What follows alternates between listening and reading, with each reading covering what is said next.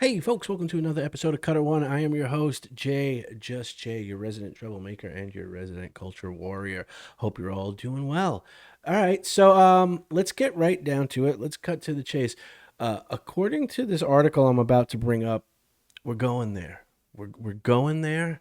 And by there, I mean the unexplored regions of the unseen realm. Of the unseen realm. I know I'm laughing. I know it seems messed up. It's just okay. Anyway, let me share the article with you guys. All right, so here you go. This is coming to us from Screen Rant. And this says the Rings of Power's Unseen Realm explained. The Unseen Realm and the powers drawn from it will play a huge part in Rings of Power Season 2, since the Stranger and the Ring Wraiths are tied to it. I don't know. Are those ring wraiths? Are they referring to the Naz girls? Um, anyway, let's see what they had to say. Lord of the Rings, The Rings of Power, Season 1 features several references to the power of the so-called unseen realm. The term mainly comes up when referencing the Rings of Power, as Celebrimbor says that they harness the power of the unseen realm. The same realm has been featured before in The Lord of the Rings when Frodo puts the One Ring on. When he has the ring on, he sees a realm of magic through which both good and evil things can influence the world of Middle-earth, providing a further glimpse into the Rings of Power's mysterious unseen realm. The unseen realm, I think that's going to be my thing now, is inhabited by the presence of several beings in Tolkien's lore, most notably the 15 Valar, the demigods of Middle-earth. In addition to them, there are several Maiar who also possess the ability to enter the unseen, though they are much less powerful than the Valar, some people say. The stranger, who is an Istari, or Istar in the Rings of Power, are of the Maiar. Despite having lost his memory, the stranger possesses the ability to draw powers from the unseen realm, and may even learn how to enter it in the Rings of Power Season 2. However, ahead of this moment, much about the unseen realm remains mysterious. Here is the Rings of Power's unseen realm explained. What the unseen realm means in the Rings of Power. The first common misconception about the unseen is that it is not necessarily a physical place that one can travel to. Rather, it is more of an alternative dimension that is parallel to the real Middle Earth. It is akin to a spirit realm where angelic beings, demonic beings, and ghosts dwell. When hobbits, who aren't fully corrupted by the One Ring, such as Frodo and Bilbo, put it on, they shift into the unseen realm and are no longer visible in the seen realm. Despite this, they are still present in Middle-earth and can influence and be influenced by things still in the seen realm. For example, Frodo gets his finger bitten off by Gollum at the end of The Return of the King, despite having the ring on and being in the unseen. Rings of Power has yet to show anyone actually in the unseen realm, but the realm's power has clearly been shown through the mystics who chase the stranger. Through the use of magic from the unseen, the mystics are able to summon fire to burn the Harfoot's camp. Oh, God, I was cheering. They are also able to change their appearance and disguise themselves as others, though their eyes give them away. It is also quite possible that when the mystics became ghosts, they did not die, but merely entered the unseen realm as wraiths of their former selves. If true, it is entirely possible that they can still return in Rings of Power Season 2. The unseen realm is in Lord of the Rings, too. Despite not being mentioned by name as heavily, the unseen realm is also very present in the Lord of the Rings trilogy and the Hobbit trilogy. Most notably, the unseen realm can be seen whenever someone wears the One Ring.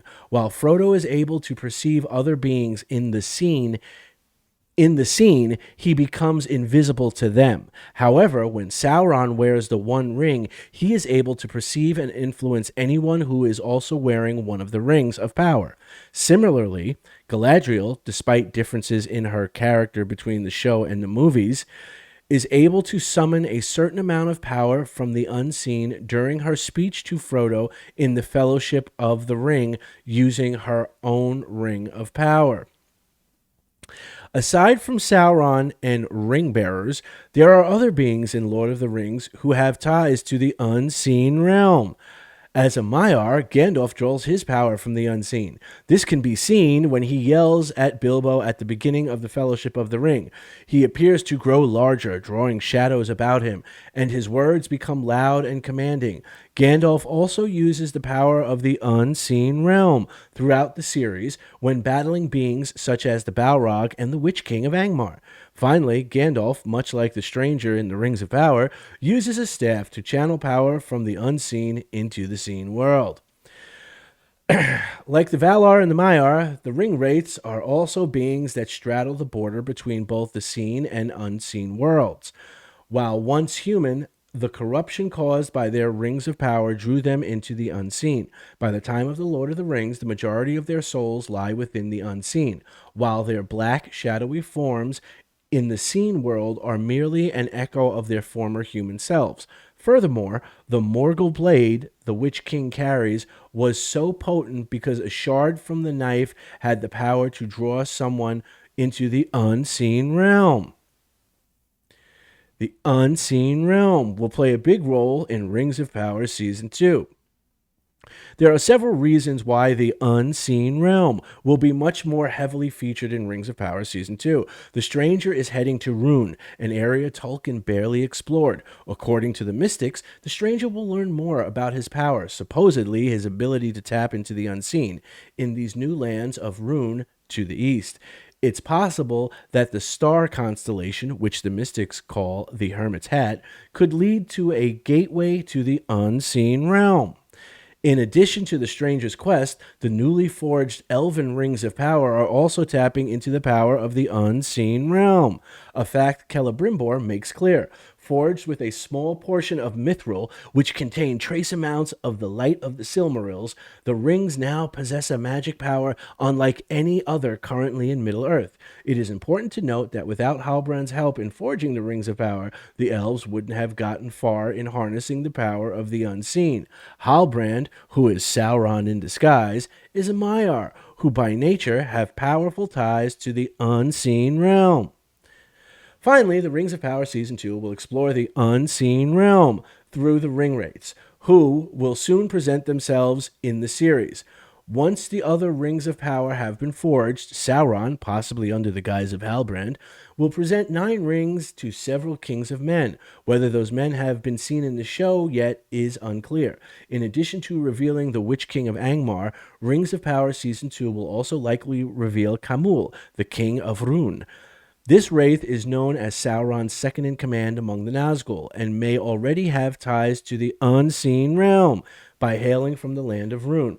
Since the stranger is heading into Khamûl's land to learn more about the unseen realm, The Lord of the Rings, Rings of Power Season 2 is sure to delve further into the puzzling dimension of Tolkien's lore. All right, I mean, some of what they're saying is factually correct. I can't argue, where the article is factually correct. I can't say much about it because if it's correct, it's correct, right? Um, uh, my issue is, um, and you guys correct me if I'm wrong here, okay? My understanding was that, having read things like the Silmarillion and whatnot, that the ability to tap into the unseen realm. Somebody's gonna throw a fucking shoe at me. I know it. Anyway, that's not an inherent thing. Like, okay, obviously the Valar could do it, and the Maiar could do it. Being the angelic beings that they are, for the purposes of our conversation. But the elves could, to a certain degree. At least that's what I took from the readings, when I read the books. In that, excuse me, is that The elves sort of have a natural, being the first children of Iluvatar, have this natural ability that they can tap into the unseen realm. The unseen realm. Um, but men don't. Men don't have that. Okay, there is no natural ability. And the reason why I bring this up is because the article sort of implies that, okay, we're going to get official Nazgul in season two. Okay. Um, and yes, the Nazgul do show up in second era.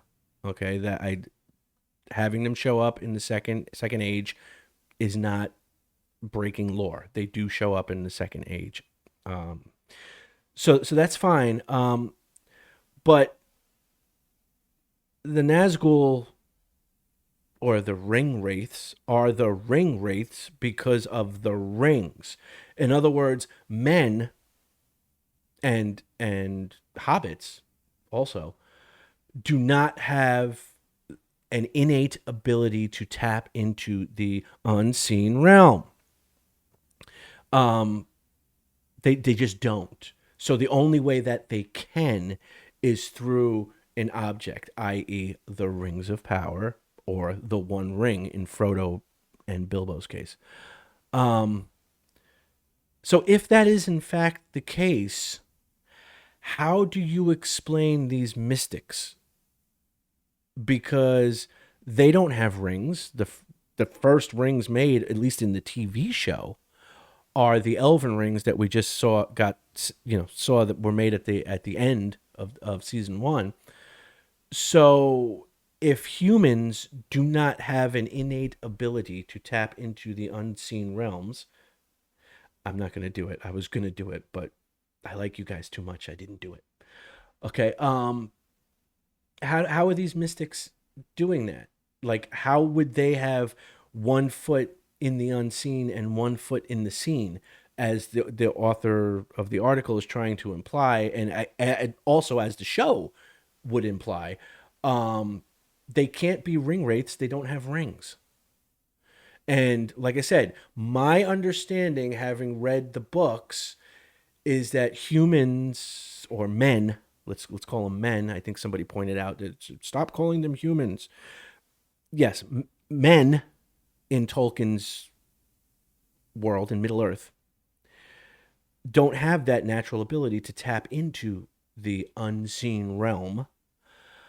So how are the mystics doing this? Okay, now some would say, well, magic, because well, there's a theory that the blue wizards and they created cults and magics that lived on beyond Sauron, the fall of Sauron and so on and so forth. Okay, but you can't teach access to the unseen. That's the whole point of the Nazgul, the ring wraiths. Okay, um, is that it's these rings, the corruption through the rings that pulls them into the unseen. Okay, over time, the more exposure to it, the more you end up in it. Okay, I think even in Lord of the Rings, at one point, it's kind of alluded to by Gandalf that the more you use the ring, the more eventually you will stay in the unseen realm. So if all of that's the case, and it's not just like some magic thing that could be taught, okay, and it's not innate to humans, okay, that leaves us with two possibilities: either these mystics from the show are not human, okay, in which case, what are they? Okay, because they're clearly not elves, okay, and they're not dwarves, okay, and they're not Harfoots or hobbits. So what are they if they are not men? If they are not of men, what are they? The other option is they would have to be ring wraiths and would have had to have some sort of object or device or something that allowed them to transcend from the seen to the unseen. Because it's not, at least like I said, my understanding from reading in the book is that is not a skill set that men have. Okay, to do that, they just don't have that ability to do that. So it'll be interesting to see what they how they try to pull that one off. Um, yeah, it'll be interesting to see how they try and pull that one off.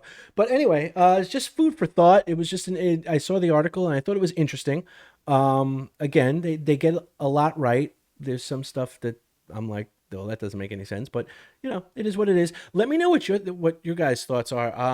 I'm interested to know, like, did anybody else who's read the books also take that away that men um, can't naturally tap into the I'm not gonna- tap into the unseen, that men just naturally can't do it. Elves can naturally do it. Okay. It doesn't appear that the dwarves can do it. Although I don't remember any references to that. But the dwarves couldn't naturally do it. Men couldn't naturally do it.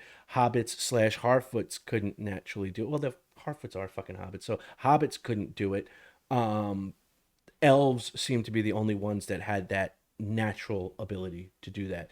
Um, and the only other way to do that would be through the rings or some other Sauron, Melkor slash Morgoth corrupted device, or jewelry or necklace or staff or something, some other corrupted thing, magic corrupted thing that would allow you access into that. Wouldn't be something that men could just do. And I don't think it would be something that the Blue Wizards would have gone around teaching. Um, but maybe I'm wrong. Maybe I'm wrong. It's a possibility. Let me know what you guys think. I'm curious to see what you guys think. It's a good question. Yeah, it'll be interesting to see what you guys have to say. I like seeing what you guys have to say. You guys sometimes make points, and I'm like, oh yeah, I hadn't thought about that. So yeah, let me know what you think down below. Remember, if you like the video, please give it a like, please give it a share, but most importantly, please subscribe. We're trying to build this thing up and get the momentum going and get it up there, and having a place of our own where we could like discuss, you know, important questions like the unseen realm. Uh, so let me know what you guys think. I look forward to seeing what you guys have to say about this. Until next time, peace.